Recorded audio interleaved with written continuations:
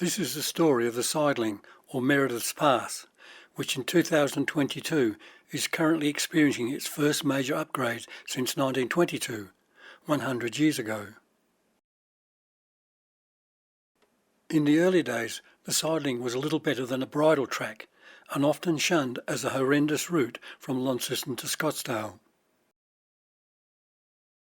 The earliest European settlements in North East Tasmania were along the coast.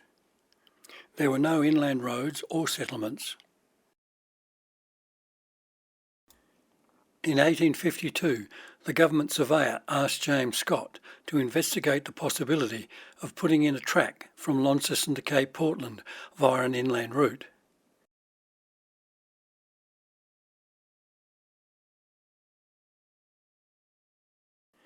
In doing so, it was hoped that new agricultural land would be found. Scott set off from St Patrick's River and battled through thick myrtle scrubs, passing close to Mount Morris, before descending through the Morris Ravine to the Ringarooma River. The mountain and ravine were named after one of his surveying party. His journey continued northeast, following the Ringarooma River to Branxholm. James Scott and his nephew, J.R. Scott, took up land in these areas. J.R. Scott's property was called Branxholm Estate.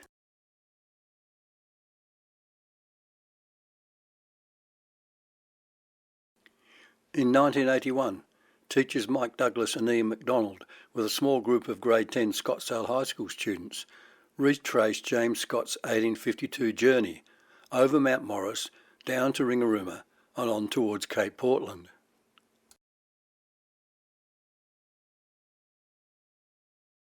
It was these properties at Branxholm, Ledgewood and Ringarooma that led to the first tracks from Launceston, crossing more directly over what is now the Sideling Range. In about 1855, the first tracks were cut by Thomas Hogarth and Beale to take cattle through to the new properties. This track aligns very closely to the present Corkeries and Willatty roads.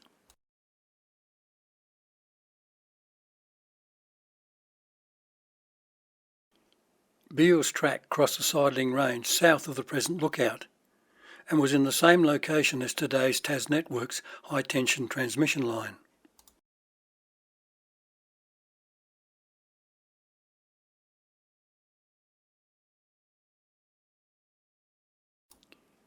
Beale was heading directly for Branxholm, but his track stopped somewhere near Springfield.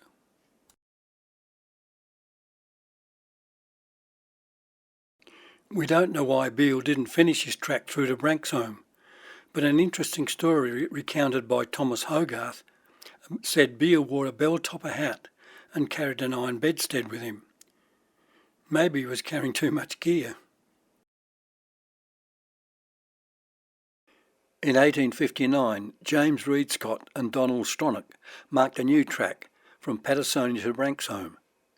This track, to start with, follows where the current Tasman Highway goes today. The track sidles around the knock-up, here marked as steep and rocky. This is the exact route of the highway in 2022. Near where the present lookout is, this track takes a sharp turn downhill to reach the Bridle River. It then follows the Bridle River before crossing at the foot of the Sideling, where the present 10-mile track is today. The township Springfield Reserve is clearly marked, but this is not where the present Springfield is located.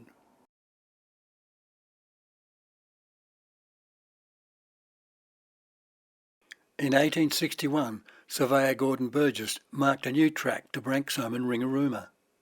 The present Tasman Highway closely follows this route between Patersonia and the Bridle River, with the exception of the 1922 deviation. The 1861 road was only a narrow bridle track for many years. It descended in a more direct route from the present lookout to the first sharp bend at the bottom of the Sideling. Councillor Edwina Powell, who lives near here, says that you can still walk this track even though it is very overgrown. The track descends to where the Brid River is crossed and then follows the route of the 10-mile track, heading for Rocky Gully.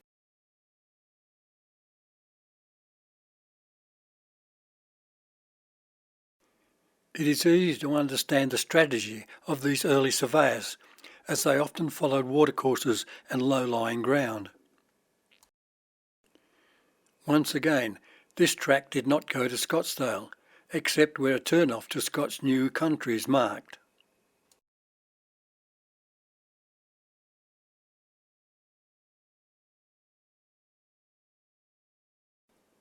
Interestingly, this bridle track also follows the same route that the Tas Network transmission line takes today.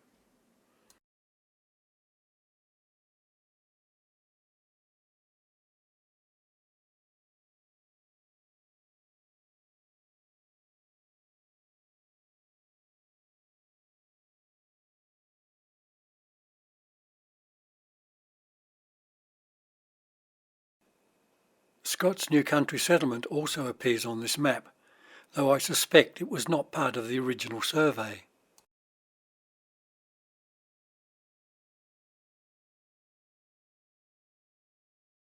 There were moves in the late 1860s to allocate monies to upgrade the bridle track, but attempts were thwarted in the upper house, where other regional interests such as Huon were favoured. In those days, regional rather than political party interests were dominant in the upper house.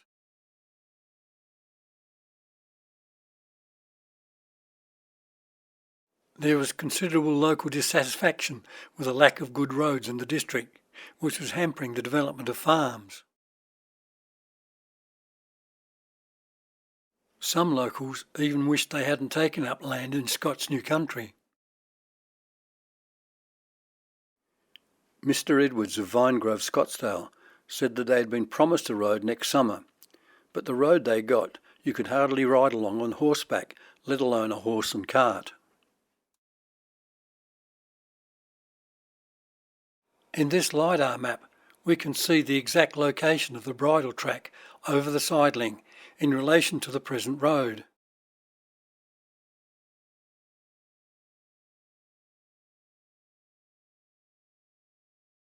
The sudden termination of the government road leads a traveller to pursue his way over a narrow track which winds through the dense forest to the head of a vast ravine, whence a grand and extensive view suddenly opens before him.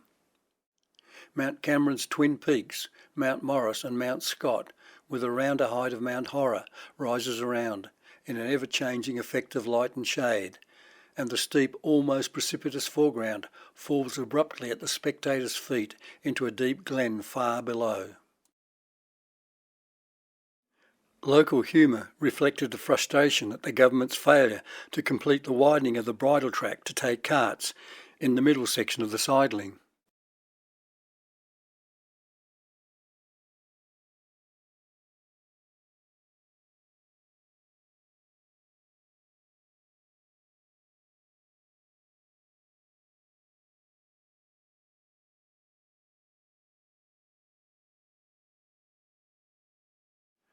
The road from Launceston to Ringarooma is useless for carts.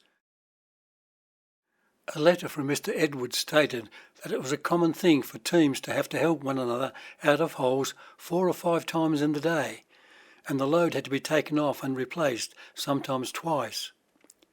Several teams had knocked off. It took 4 horses to get 4 hundredweight through, and if nothing were done, the road would be closed all winter. Even in the 1870s, there was considerable discussion about which tracks best served the district, Patersonia and the Sideling, or Hall's track by way of Piper's River.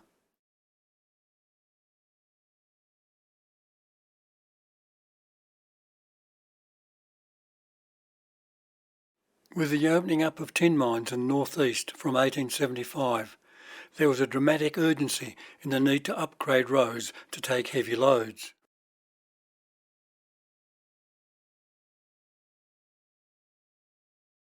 Bridle tracks were completely inadequate, though single pack horses could be used. Most of the tin and supplies to and from the mines were carted on those roads that had been widened, like the ones over the Billycock and down to Bridport. The Bridport Road had been the most popular way to get to Scott's New Country from the start, and people like Captain Smythe carted hundreds of bags of tin to Launceston. Heavy machinery like boilers, miners and supplies were landed at Bridport. Later, in the 1880s and 90s, larger quantities of goods were taken by coastal steamers like the SS Dorset. The bridle track over the Sideling was widened, but at a cost. In 1879, Job Edwards was hit by a boulder during blasting. Although standing over 100 yards away, he was struck in the left arm and died at Patersonia on his way back to Launceston. He left a wife and 3 children. When the Sideling bridle track was widened for carts in the late 1870s, mail and coach services were started.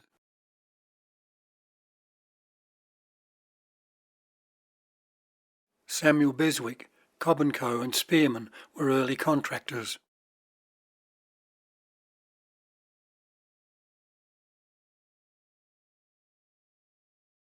Initially, fares were 15 shillings one way to Launceston, but with Loon and Bonner entering the competition, fares were dropped to 5 shillings.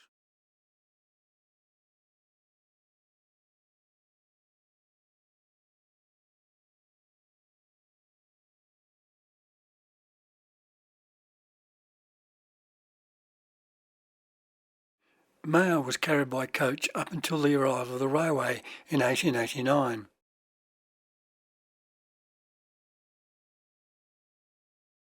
A coach outside the Inverness Hotel in George Street, Scottsdale.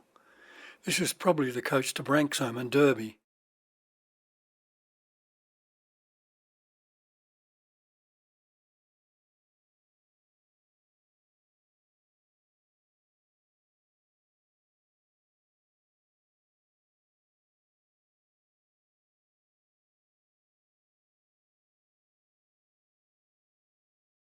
The carting of heavy loads of timber and tin often had the roads in terrible condition, especially in winter. It was a 7-hour trip from Launceston, if you were lucky.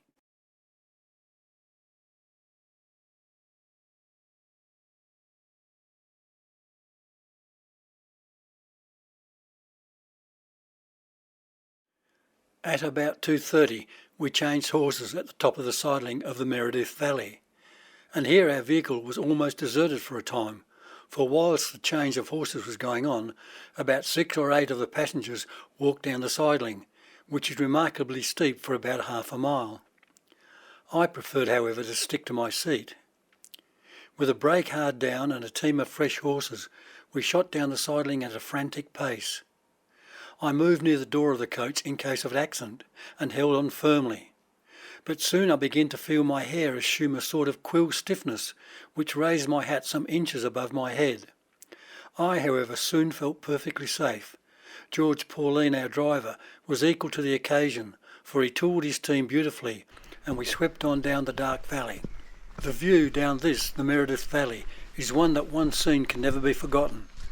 On one side of the road is a perpendicular cliff, and at the other lies 200 feet below the Meredith Valley, over which hangs a thin mist, and through which can be seen the giant eucalypti and a sea of most beautiful ferns. Travellers by coach would have had a bone-jarring ride for many hours. Horses needed to be changed regularly because of the steep terrain. Halfway houses sprang up along the roads, this one at Patersonia, run by the Millwoods.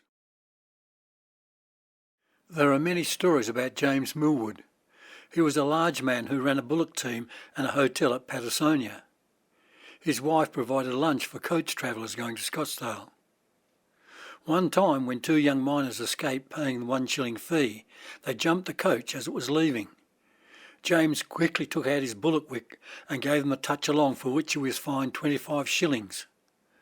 On hearing the fine, James asked the judge if he paid another 25 shillings, could he have another go at them? Mr. Charles Kelly, Special Representative of the AMP Life Assurance Society, was travelling to Scottsdale by road when halfway down the Sideling his horse shied and went over the bank, taking with him the hooded buggy. Mr. Kelly was thrown out and fell some 20 feet down the gully, the buggy landing on top of him.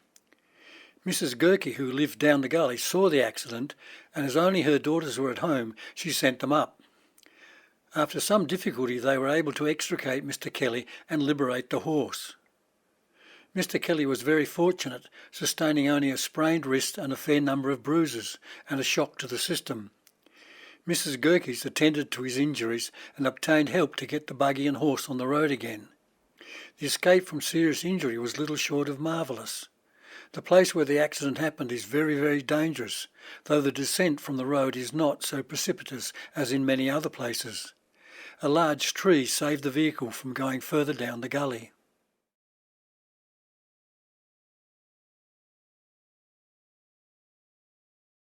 The railway came to Scottsdale in 1889, and it is difficult to underestimate how much impact this had on the district. The town was transformed by the subdivision of farms into town blocks in anticipation of the influx of new settlers. There was no longer any need to rely on the difficult, dangerous and time-consuming road transport to and from Scottsdale. Until the railway was extended to Branxholm and Ringarooma in 1911 and 1916, the old coaches continued to provide transport up the coast.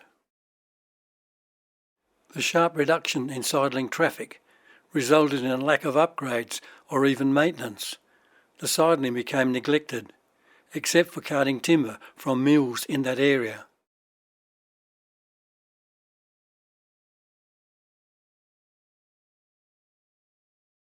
Certainly, with the arrival of motor cars, the road was improved, but it still was a tortuous journey, requiring much use of primitive brakes.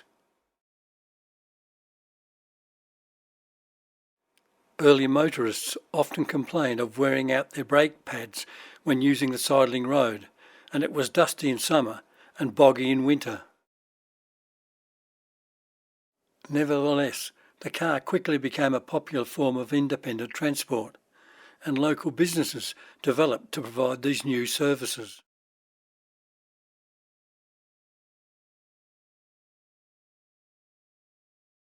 Trucks started to compete with bullocks for carting heavy loads, especially on form roads.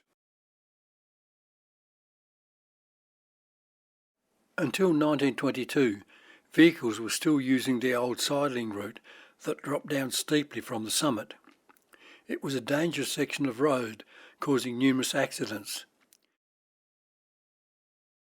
A truck carrying a heavy load of timber rolled over 3 times down a steep bank for over 40 feet. The driver, Mr. Bond, was unhurt. He had tried to jump out, but blackberry bushes prevented him from jumping clear. James Gofton established a number of sawmills in the district. There are at least 2 in the Sidling area, one at the foot of the Sidling, the other at the top, opposite the present-day lookout. The timber in this area was impressive and featured in an article in the Tasmanian Mail of 1909.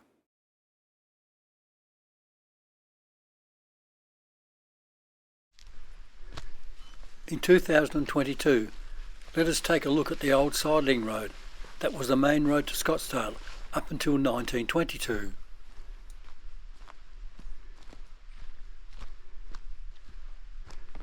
Well, we're walking up the original Sideling track or road. On the way up the old Sideling route, 1880s. Still quite passable in 2022. Maybe they should have put the new road through here.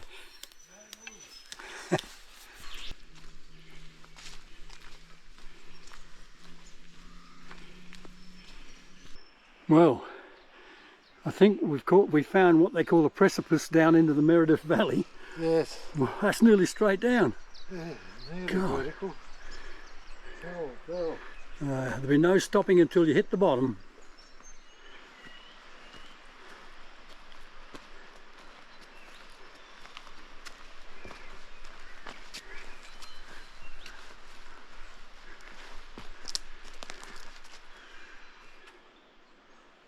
This is what heavy rain does.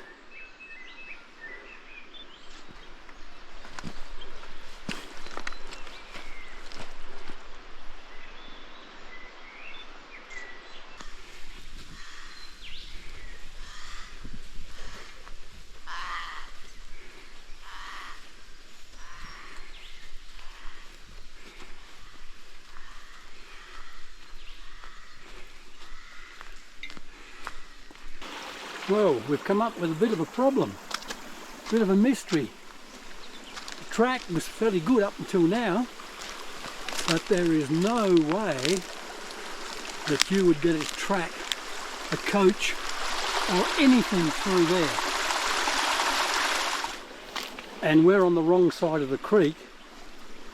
I'm guessing that somewhere here the track crosses the creek and goes up this bank. And this would be heading up towards where Dunkley's house was. And I think that's where they changed the horses, on the way down and on the way up. But we can't find the track.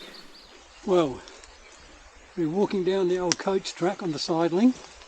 This is the way where his water is. the coach, little dam thing here. coach has come through in 1880s. Yeah, you realise that we're probably less than 100 metres from where that house is? Oh. It's just up on that bank.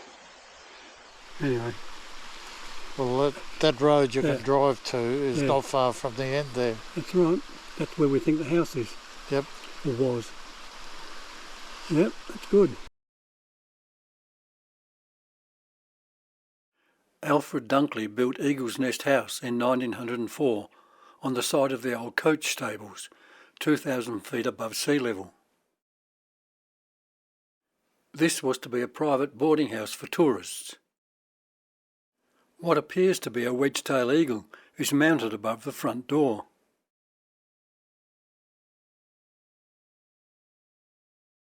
The scenery from the house is magnificent. Cape Portland, Flinders Island, right round to Bridport are plainly seen. There are Elysian spots for both amateur and professional photographers. However, in 1922, when it was bypassed by the new road, despite installing a telephone, business fell off, and by 1927 it was up for sale.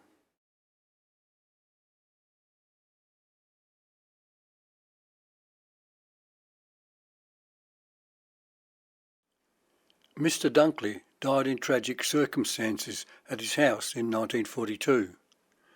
The house was later moved to Bridport in 1947. Joe Gofton owned the house on the present lookout site, and this was moved to Bridport by his son Lindsay Gofton later on. The Forestry Department purchased the property and established an arboretum on the land.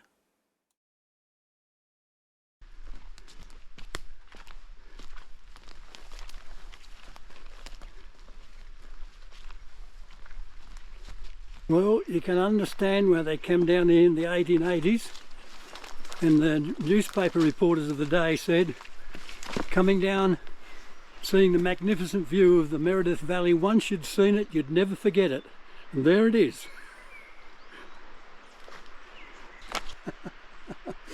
Videoing the video.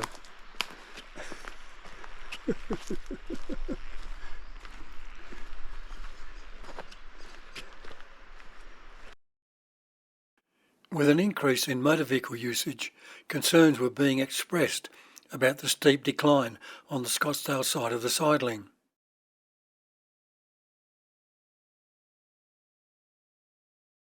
A number of accidents in this area led to a parliamentary inquiry into which roads should be prioritised for upgrades. The Lilydale and St Patrick's River main roads were both considered. The Sideling Road won support, and the steep descent would be bypassed by the construction of a deviation to reduce the gradient. This deviation is what we now know as the Sideling, from the lookout down to the lower corner. In 1922, a substantial amount of clearing and road formation had been achieved. When finished, it will be possible to go from top to bottom with the use of the air brake alone. Grades will vary from 1 in 14 to 1 in 22. To get a good grade, there has to be a few turns, but these are well made and safe. Compare this to the methods used in the 2022 upgrades to the same road shown later in this video. Look closely at the photographs. Can you see who are the real road workers? It is interesting to note the method used to build this new section of road, that not much had changed over the years. The new deviation gave a huge boost to the district. Easy access led to moves to promote tourism in the North East. Local tourist associations were formed, producing brochures, signage and advertising to attract people to what had been regarded as a fairly remote destination. The natural beauty and facilities of the North East were being promoted.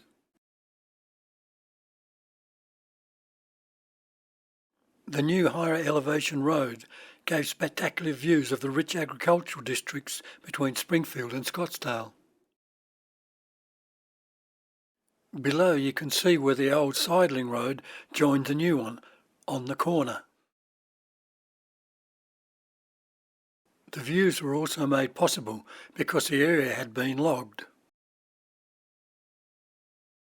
The relocation of the rotunda from the Scottsdale Recreation Ground provided tourists and locals with an ideal place for a welcome rest and viewing platform.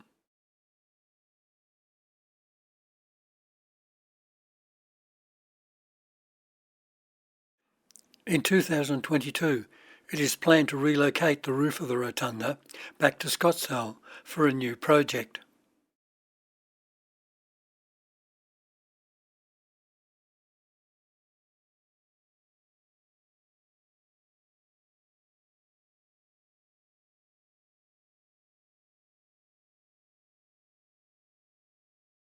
The 1920s saw the introduction of motor coach services to the North East using a new Sideling Road and deviation. This was despite opposition from the Railway Department. It is interesting to note that the cost of a ticket to Scottsdale on the new coach service was 10 shillings, as compared to the horse coach price of between 5 and 15 shillings. In 1928, a motorcycle hill climb reliability test was held at the Sideling. Gofton sawmill on top of the Sideling was very active in the 1930s and 40s. Initially, a wooden tramway was used to haul logs to the mill. In later years, this became mechanised.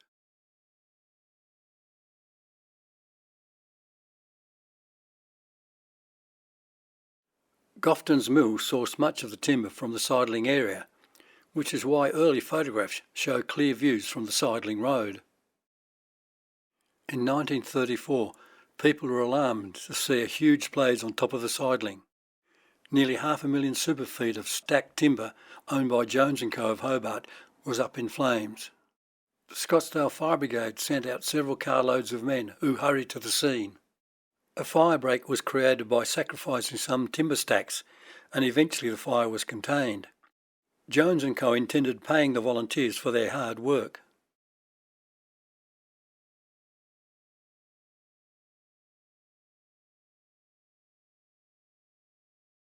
We will now visit the Sideling in more recent years.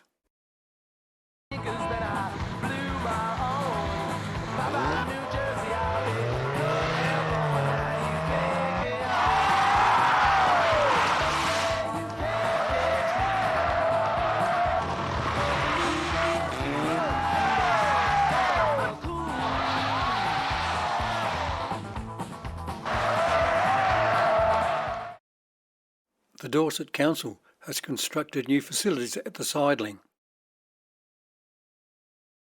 A lookout, toilets and a picnic shelter, as well as a viewing platform that gives panoramic views over the countryside.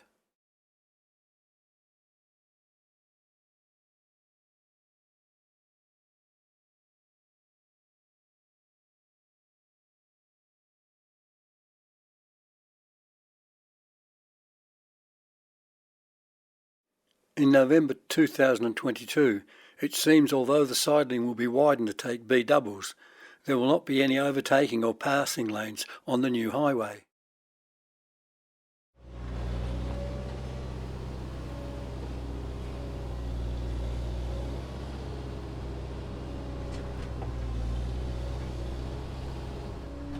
Contractors are hard at work, excavating and moving thousands of tonnes of rock and soil to widen the road and straighten curves.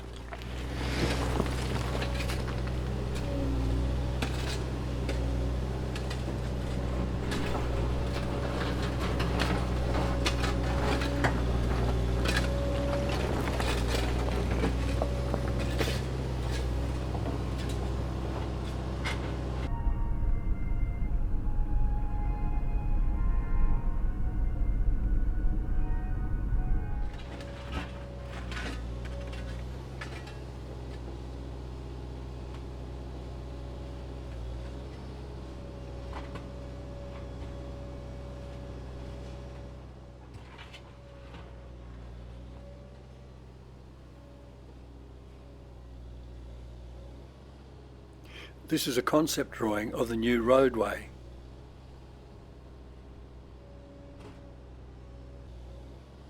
Stabilising the steep banks on the new wider sections of the road will be a major engineering task.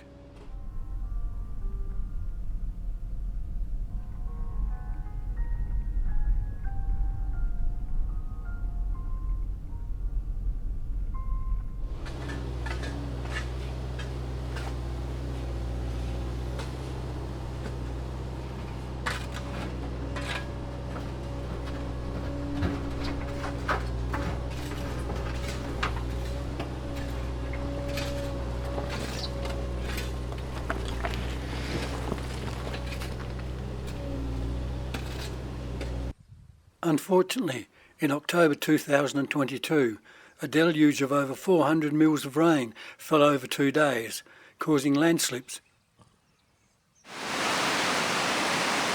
This caused widespread flooding lower down the catchments, as far away as Bridport.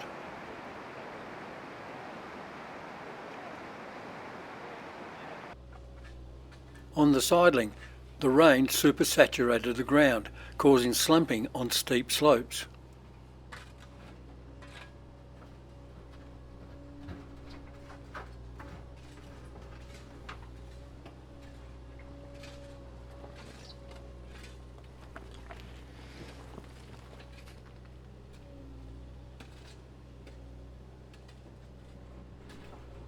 The Sideling had to be completely closed to all through traffic until the landslip on the Launceston side of the road was repaired and strengthened.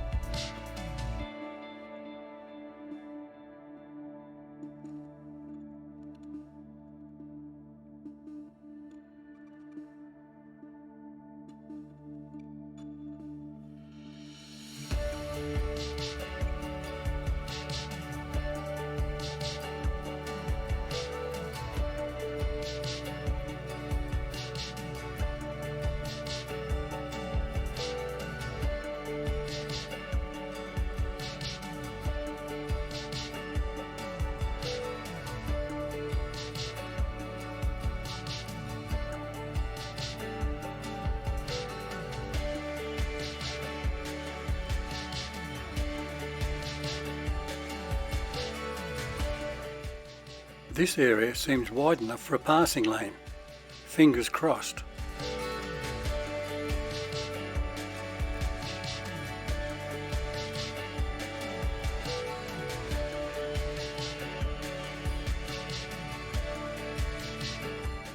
It's only from this perspective you realise just how much this part of the sideling doubles back on itself to achieve moderate grades.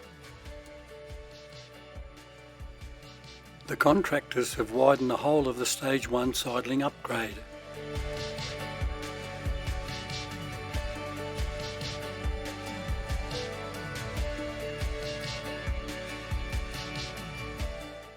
The base of the old rotunda is still in place at this stage.